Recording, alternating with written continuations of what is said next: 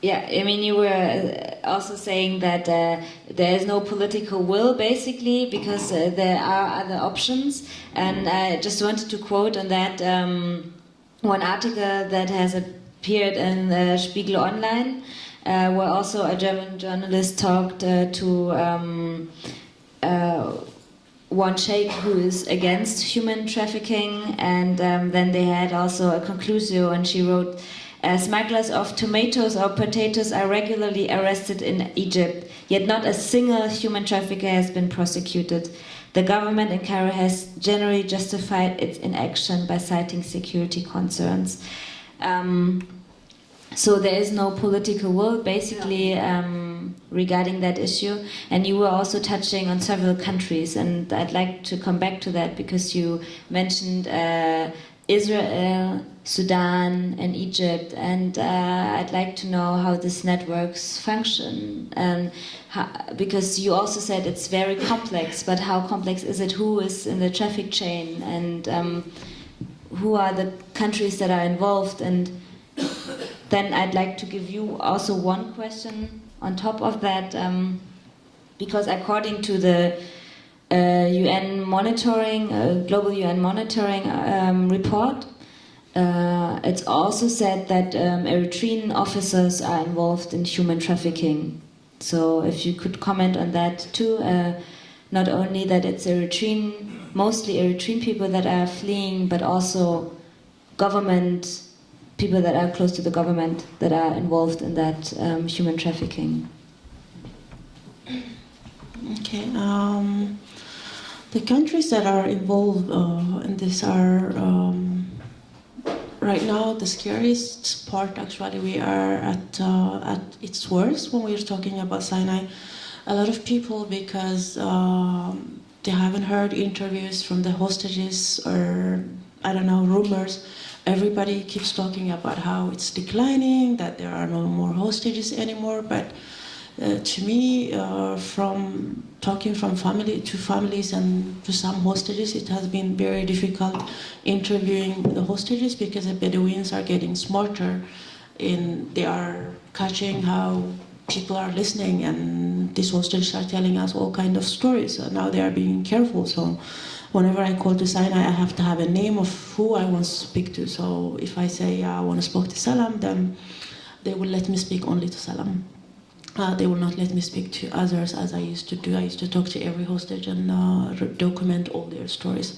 So just because we're not interviewing and we're not broadcasting their voices, it doesn't mean that there are no hostages. So there are, but what's new is the last 3 months, all the hostages most of them are being kidnapped from inside Asmara, from the capital city. This is something that it has not been highly publicized in Israel. It was. Others were not interested in the story, or somehow it didn't catch the attention of the Western medias. But to me, it was very interesting because I was talking like this girl. She had no intention of leaving Eritrea. She's a mother of 3. She's successful.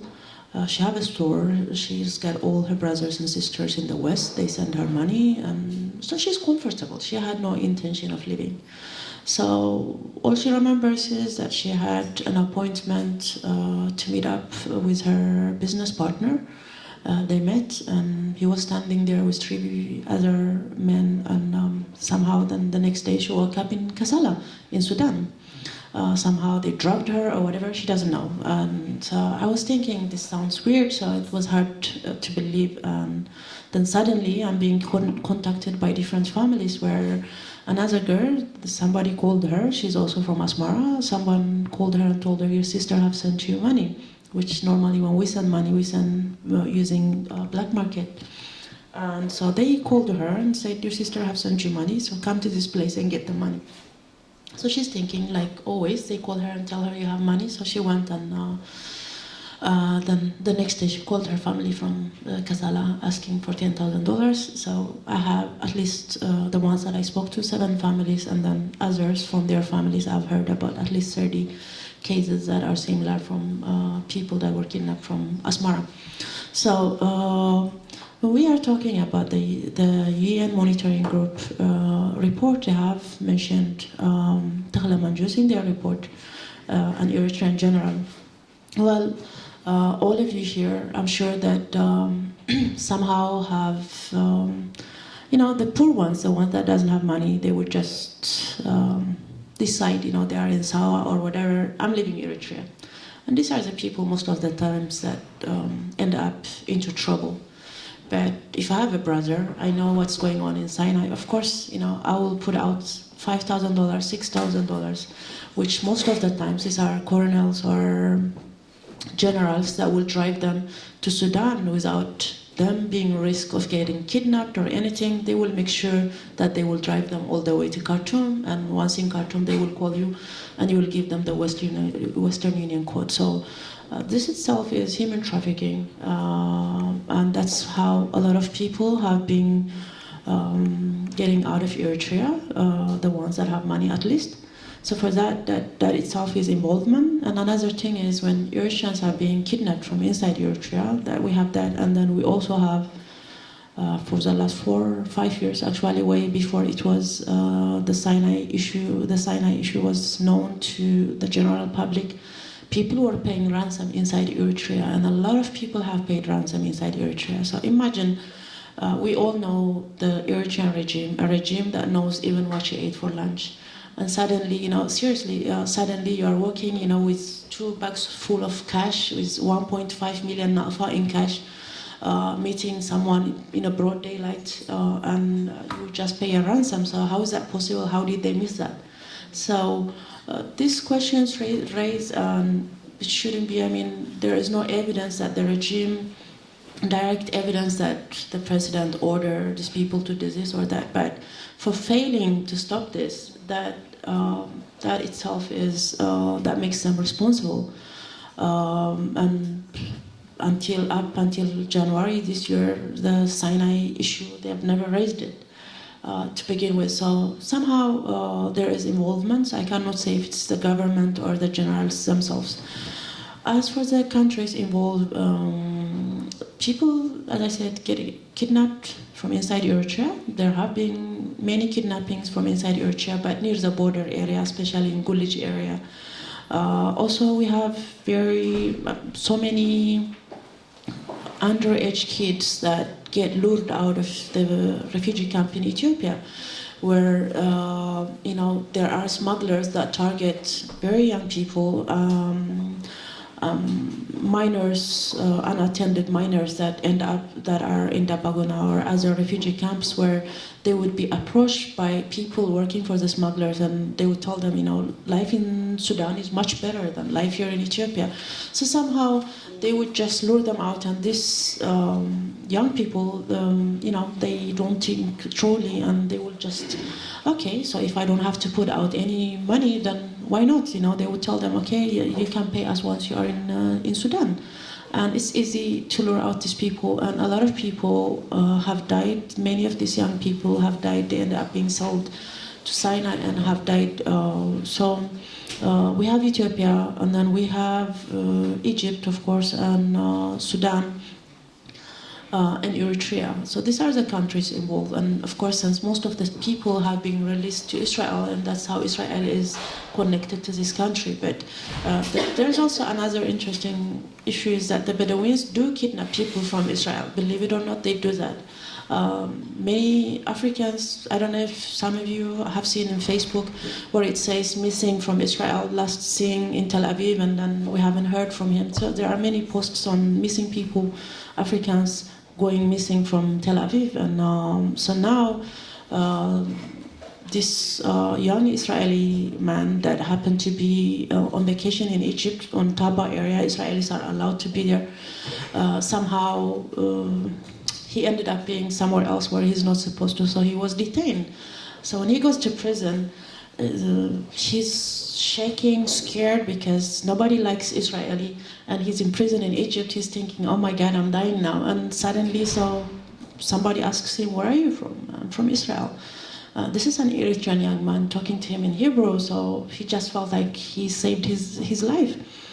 So they tell him, don't worry, everything will be okay. And so he came out last week, and now he's telling us a story how they ended up. These are people that actually live in Tel Aviv, but were kidnapped by the Bedouins in Tel Aviv and taken to Egypt. So somehow, before they made it, they were arrested and they are in prison. So this also happened. So the kidnappings of Eritreans, there are Eritreans that have been kidnapped in Yemen, and there are Eritreans, many Eritreans actually do get extorted and tortured and kidnapped in Libya as well, in the border of Libya as well. So, yeah.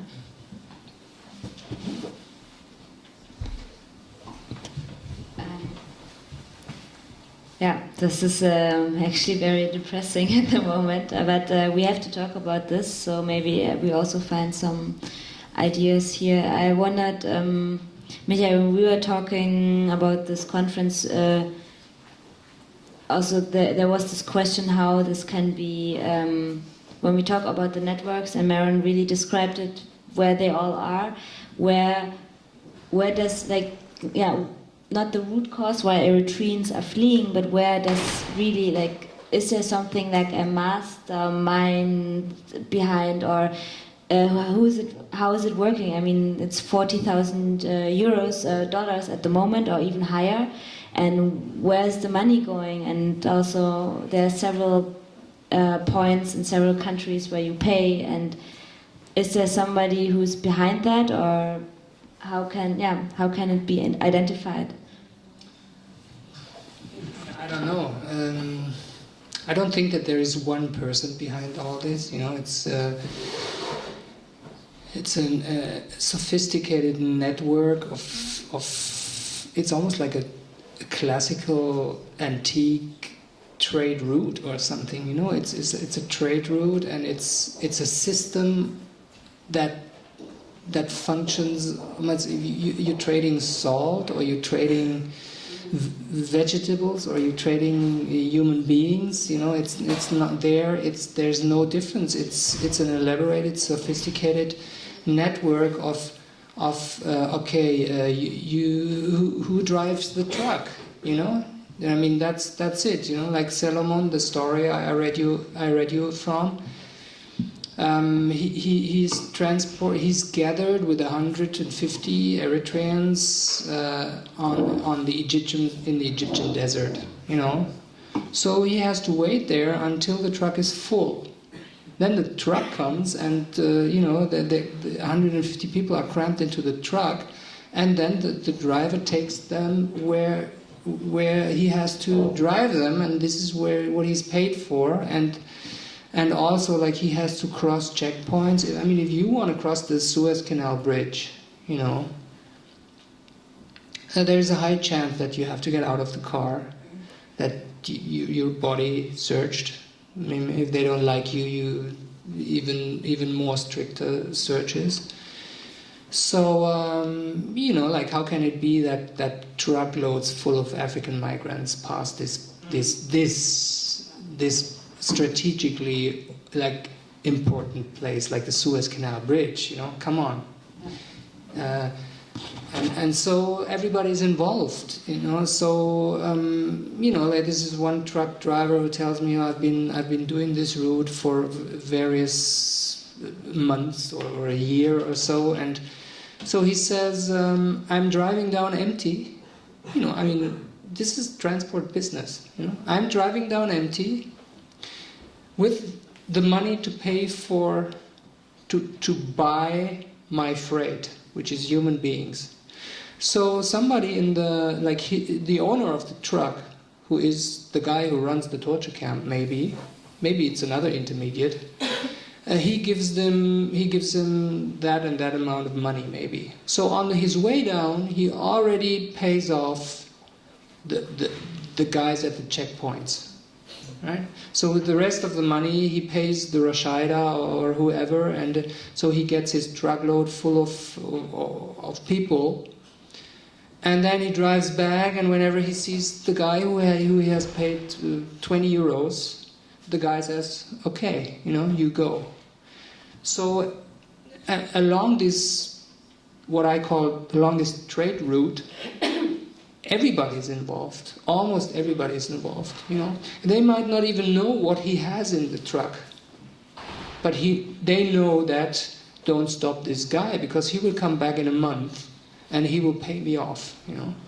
So so then you have the police, you have the military, you have all kind of places where they might stop over, they need water, they need, you know, like maybe they go to a coffee house or something. Everybody is involved.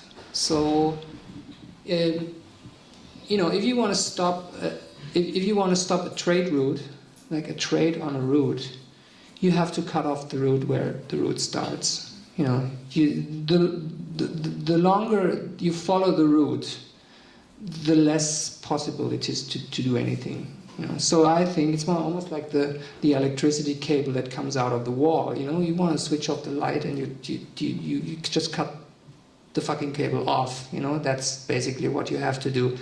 And so helping people who are in those torture camps in the Sinai is one thing, but cutting off the cable is another thing, and there is no differentiation. And the politics side too it's very tricky because there is no differentiation between where the cable comes out of the wall and the light. You know, so the light is the Sinai, but the coming out of the cable is used to be the Eritrean Sudanese border. Now you know, I've never heard that before, but now apparently the cable comes out in Asmara already, you know, which makes it even more difficult to act.